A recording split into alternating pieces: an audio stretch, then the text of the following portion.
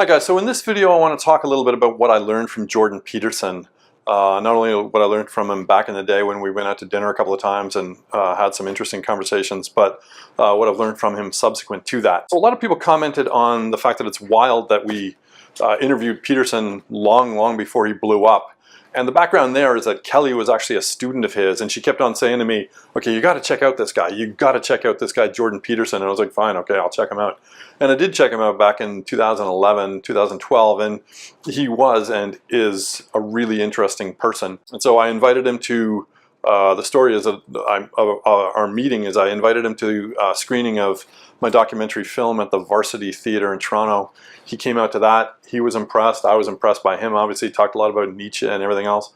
And then we went out to dinner with him and Tammy a couple of times. Tammy is a very easy person to make laugh. I find her a very charming woman. And we had a great conversation, and we went over to his house a couple of times subsequent to that, where we filmed him and interviewed him, and recently posted the interview that we did of him back in the day. So in this video, I want to talk a little bit about what I learned from him. A lot of the ideas that he expressed back then, he still obviously holds to those, and they still sort of come out in his talks, but maybe they're a little bit muted relative to the other stuff he's been, in some sense, forced to talk about or has started talking about subsequent to that. But I think the stuff that he said to us back then is very relevant to markets in particular, and relevant to how to live a good life. So let's get into it. So the first thing we talked about when we sat down was about the idea of risk. And he has got a very different sense of what risk is relative to a lot of the finance textbooks you come across.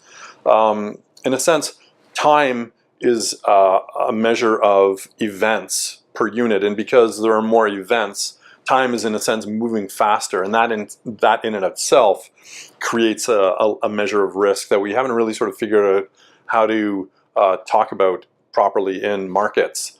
He also talked about the fact that there's no such thing as a no-risk investment. So like there is something in finance called the risk-free rate. There's no such thing as no risk, right? There's a risk of doing A or a risk of doing B. And the risk of doing nothing is also a risk. So risk is really everywhere. You can't escape it. And so the way in which we benchmark against a risk-free idea should really, in a sense, be modified or changed. The other thing I really found interesting about him is the idea that if you want to actually reduce risk in the system, don't be crooked, right? So he made reference to the story of the Jews in the Old Testament, how like they would build up a society and they would forget the widows and orphans, and then God would crush them.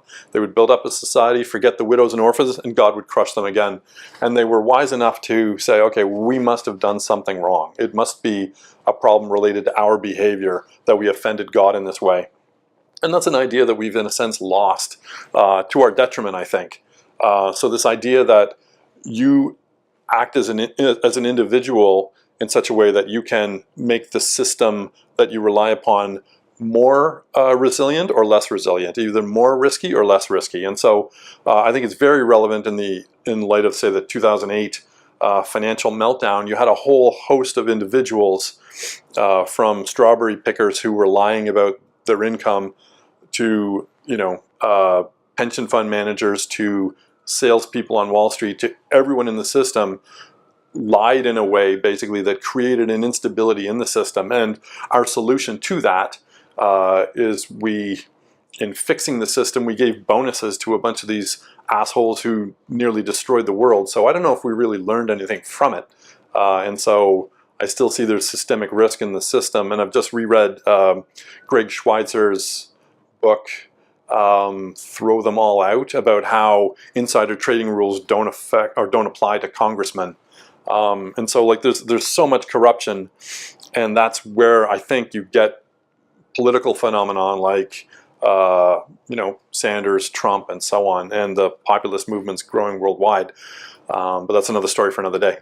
Another thing about his idea of risk that I found interesting, which actually contradicted what was expressed in my behavioral finance film, is that it's risky being different from the crowd, right? You want to be in the middle of the herd, otherwise predators are going to nab you. And if you're not going with the crowd, there's a risk associated with that. And yeah, I'm rethinking my view of risk based on that. Again, you want to be with the crowd for as long as you need to be with the crowd, but once things start to turn crooked and you need to be able to spot that, then you should sort of veer away from or deviate from the crowd. So I've just published another article on Seeking Alpha, and it talks about how, okay, look, this company is in many ways a piece of shit, but the stock is probably going to keep running. So rather than own the stock outright, you want to probably own a call option on it, and that will allow you to participate in most of the upside without risking yourself on the downside. So so you get 85% of the taste with 1% of the calories. That's the idea. And that idea that I've evolved in myself recently came directly from Peterson.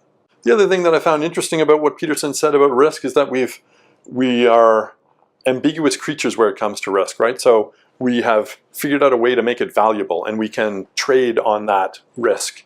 And so really, when you're buying and selling any kind of instrument, whether it's a stock or a bond or anything else, you're packaging up risk and you're selling it to people, or you're buying it from people, which I think is a really, really interesting, somewhat esoteric way to think about it, but it does help.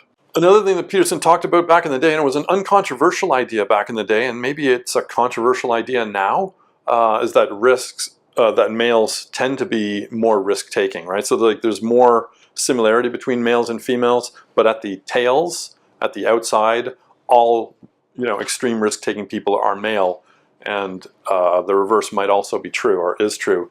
This lines up actually with really good research that I read by Terry O'Dean and Brad Barber. They were both featured in my film.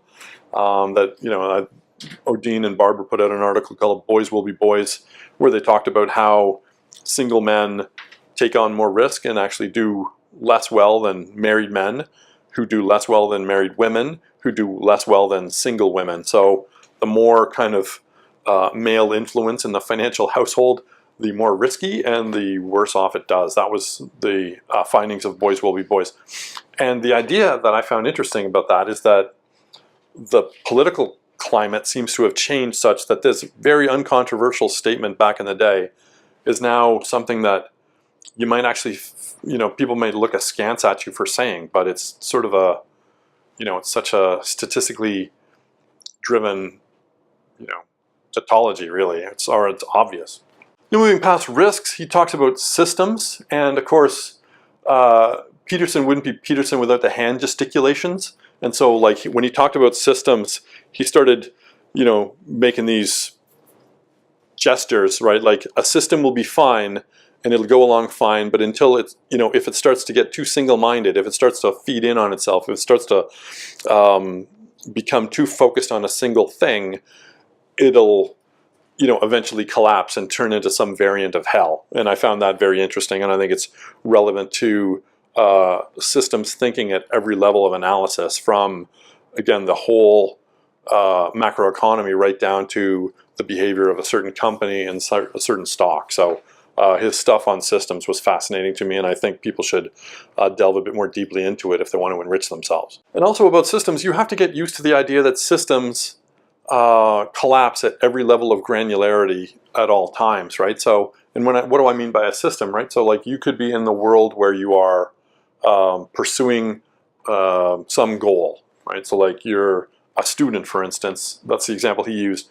You're in the pursuing an undergraduate degree goal, and once you meet that goal, your system collapses, your old system collapses, and a new system emerges, right? So you have to be the kind of creature that is adaptable enough to thrive in the old system and also move on to the new system, right? So again, it's related again to investing. The idea is that you want to be the kind of creature, the kind of investment animal where you can benefit from what's going on right now, but you're not too exposed in case the system collapses around you or system changes.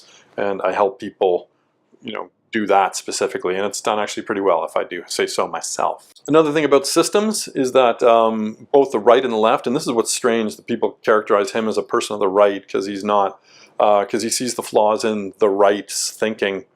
People on the right say big government bad, and people on the left say big corporation bad. And Peterson's answer to that is like maybe big bad, right? So in this way, he agrees with Nassim Taleb, and Kelly's had this wish for at least a couple of months now, if not a couple of years, that the two of them actually sit down and have a conversation. I fear that, because if they did, there'd be some kind of antimatter charge which would destroy the universe. So if either of those people are watching, don't get together, because things will blow up. But the idea is that big corporations or big businesses or big government, they get bloated and they get terrible, right? And that's, I think, something that we see in the landscape at the moment, not just in terms of like the stock market, but in terms of the culture at large. I also asked Peterson, what can fuck you up, right? So we may not know, we're sort of muddling around how to live the good life, but we want to know what's going to fuck you up. And he said there's two things, and he's still saying this today. It's arrogance and resentment. Arrogance is the idea that you can twist the fabric of reality to your will, and of course you can't do that over time, and the more you do it and the longer you do it, the more it's going to snap you back and hit you in the face like a ruler, a metal ruler that you bend in front of your face. And resentment is the idea, oh, woe is me, poor me, I am without power or agency in the world, and everything is someone else's fault, and I'm just a victim. That's going to turn you into a resentful, murderous asshole that's going to lead to absolutely no good. So understand that you have power, you have agency, you have the ability to change your situation for the better. And I'm going to talk a little bit about that as the last thing that I mentioned, that I learned from Peterson, is that I, of course, signed up for his future authoring program. If you haven't done that, I recommend it. The thing that I wanted to learn, or the thing that I wanted to get into back in the day, is I wanted to become a better representational artist. I don't know if you people know this or not, but I like to draw and increasingly like to paint. I'm going to start competing in 2019.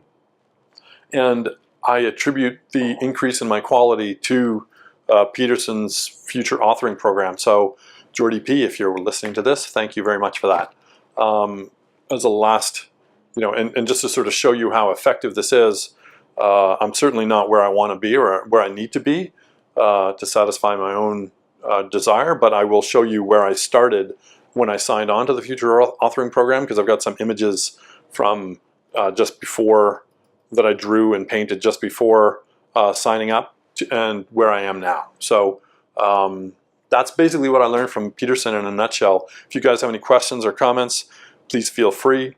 The one area of difference, I guess, between Peterson and I is that he says that it's low risk to be part of the herd, and I see the point. My view is that you should build some kind of a, as it pertains to markets at least, you should build some kind of a virus that allows you to sit yourself in the middle of the herd, but you can be off from the herd when the herd goes off and does something stupid. I think it's possible in finance at least to do that, and I've done that with great effect. And I wouldn't have done that, though, I don't think, had I had a conversation and started having conversations with Peterson back in the day. Okay, guys, that about does it. Wraps are all up. Thank you very much, as usual, for watching. My name is Patrick Doyle. This is Capital Rev. If you haven't yet subscribed, please do so, because that matters for some reason. If you liked this video, click the like button, because that also, for some reason, matters. I don't really know. I don't understand this. That's it. See you next time. Bye. Birds come and cry there, and twitter in the chimney, but I go forever and come again no more.